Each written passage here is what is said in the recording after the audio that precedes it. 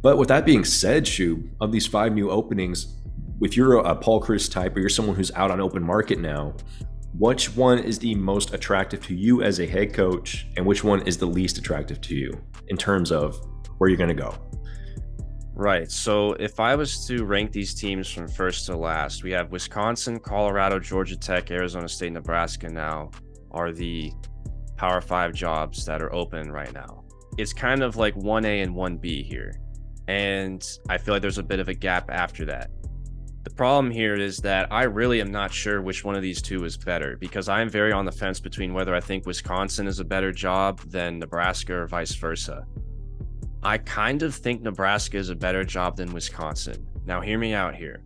It's very close. We're talking about pins and needles here, but I think that Nebraska just overall has a little bit more upside than Wisconsin, simply because of the fact that Nebraska, when we talk about the state of Nebraska and that program, it is all about the University of Nebraska. They have boosters, they have alumni, they have a fan base that is just rabid, like starving for success, and they will spend a lot of money. They have a ton of NIL money to put to the table here, and I feel like that's going to benefit them in the future as long as they hire the right coach. Now, Wisconsin, they also have that too. They also have a rabid fan base as well, but it's not like Wisconsin football is the end-all be-all, in Madison. And there's definitely some perks of Wisconsin for sure. Like, Madison's a great town. It's closer to Chicago. The recruiting grounds may be a little bit more fertile and whatnot. So, like, I can definitely hear arguments for Wisconsin ahead of them. But I think it's 1A Nebraska, 1B Wisconsin. And then third, I believe, is Arizona State. I think we've already covered that in other videos. So Arizona State's probably 3 in my book. And then I would say there's a little bit of a drop off. And then between Colorado and Georgia Tech, honestly, I feel like it's kind of 4A, 4B there at the bottom. I would probably lean towards Georgia Tech as a better job slightly than Colorado, simply because I think Georgia Tech just being parked in the ACC and in the Southeast is going to be a little bit more of an advantage, and Colorado being stuck in the Pac-12. And, Pac-12 is just, there's so much uncertainty right now there. It's just kind of hard to win at Colorado at this moment in time. I'm with you on most of that, Shub. I mean, Nebraska, I would say Nebraska 100% is my one, not my 1A, 1B. I think that'd be my one. And that's kind of for the reasons that you mentioned as well. I'm 100% with you on all the reasons that you mentioned for Nebraska. Tradition, fan base, all those things. They are starving for some type of success in that program. They have been at the bottom of the barrel for too long, especially for how loyal of a fan base they have. I mean, they sell out all their games, Shub, despite how bad they are in recent years. And I mean, I feel for Nebraska Cornhusker fans sometimes. I really do.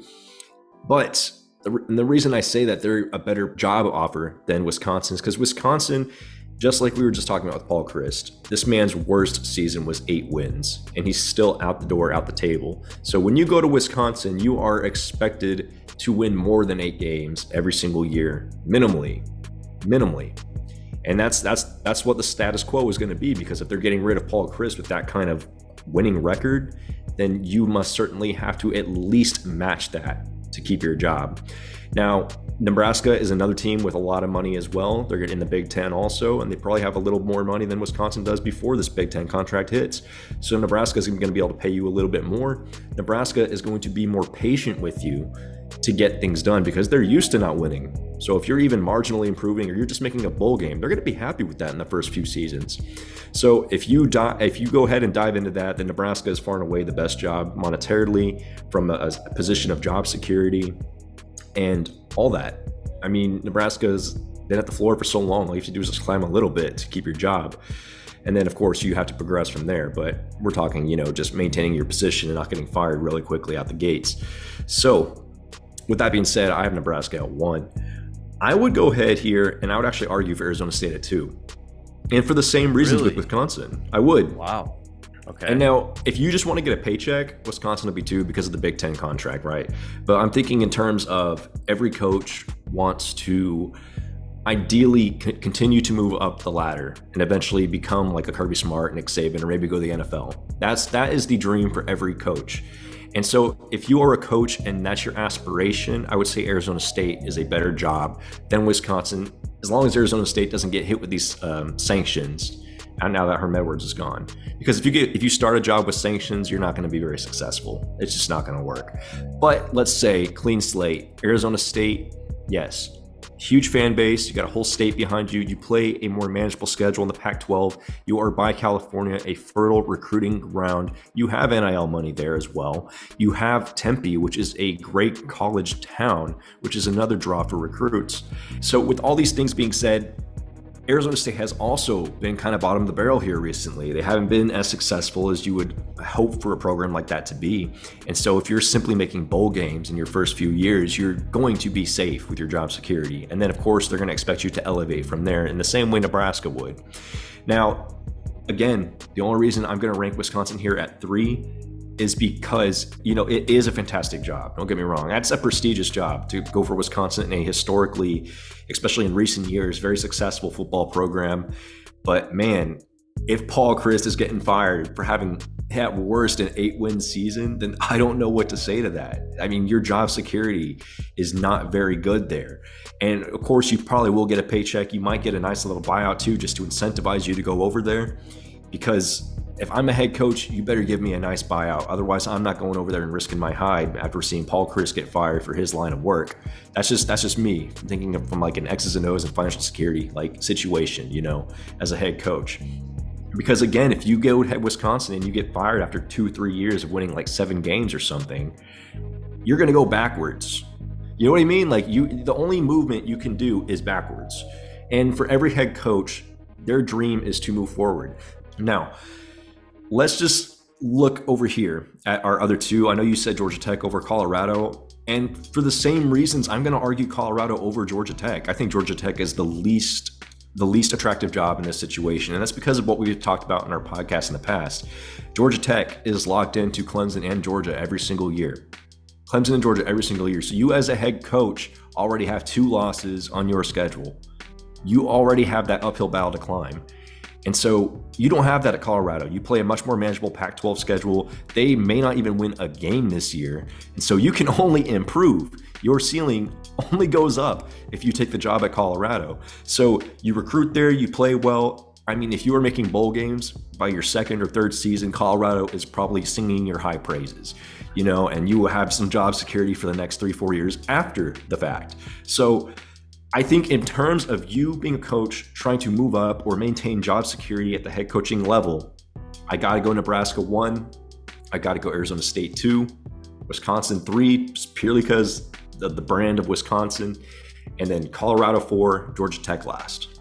Interesting. So I think that the way that you and I view these jobs is differently. We kind of come at it with different perspectives. I think you rank your head coaching jobs based off of job security, I think more so than I do. I kind of rank my head coaching job vacancies in terms of like program upside. And it's very interesting. And I mean, you made some great points. I still just do have, even though Wisconsin's going to have some very high standards, it's still hard for me to get behind ranking them behind Arizona State when it's just, we know that the gap between the Big Ten and the SEC is just going to it's going to be a cavern at the end of the day. It's going to be ginormous, and it's going to be hard for me to get behind any job in the Big Ten being ranked lower than a Pac-12 or Big 12 job here, especially when you're looking like 5 years, maybe 10 years down the line. From a monetary standpoint, any SEC or Big Ten job is far and away superior, 100%. And that's the thing, though. But if you take that job at Wisconsin, you're taking a paycheck, but you're also basically pretty solid chance that you're going to go backwards in your next location. You're going to end up being the OC at Toledo next. And most guys, and there's no knock on Toledo or anything, but most guys want to move forward in their careers. And, unless you're a Nick Saban or a Kirby Smart, most guys want to move forward. I mean, Dan Lanning went to Oregon. Why? I mean, Georgia's over there winning the national championship. He's not content winning a national championship as the DC. He wants to be the head coach. Goes to Oregon. So every coach wants to move forward. That's just how it goes. Right. And real quick, I think one last point here, and a lot of people may be screaming at us thinking, well, Wisconsin's easily got the best track record of all those programs. Like, why aren't they number 1? Like, that's a good argument, to be made for why Wisconsin should be number 1. And I do agree with that as a factor here, but you have to keep in mind here, we're not looking at the past here to judge this program. We're looking at the immediate future here. And unless you've been living under a rock, you know that the landscape is changing. Like this, the name of the game in this sport is changing before our eyes.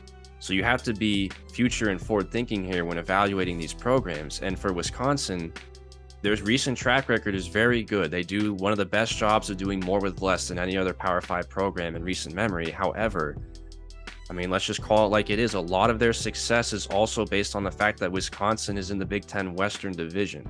Wisconsin has had an easier path to winning championships every year simply because they're parked in a division that it just isn't good. Like, it's fun. I love the Big Ten West, and it's fun because it's fun to cover every year, and there's a lot of different teams that move in and out of there from the top to the bottom. But for the most part, like, if you had Wisconsin parked in the Big Ten East the last 10 years, they do not even come close to the success that they have had. They are just getting roadblocked by Ohio State, Michigan, and Penn State every year. So now, moving forward here, when the Big Ten eventually is going to eliminate divisions and they go, for the 3-3-6 format or whatever they're going to do, Wisconsin's going to lose that advantage of being in the Big Ten West and beating up on bad teams in the West. And you're not going to get that lucky draw of not having to play Ohio State and Michigan and Penn State every year. You're going to be playing at least one of those teams probably every year. So Wisconsin is going to probably have an extra loss every year than what they would have had over, recent seasons. And that's not even to mention, guess who's coming in 2024? USC, UCLA. Oh boy, that just got a lot harder. Like, Wisconsin's path to winning championships and to having 10-win seasons is going to get so much more harder. And I don't think a lot of people realize that. And the expectation for their head coach is going to be the same.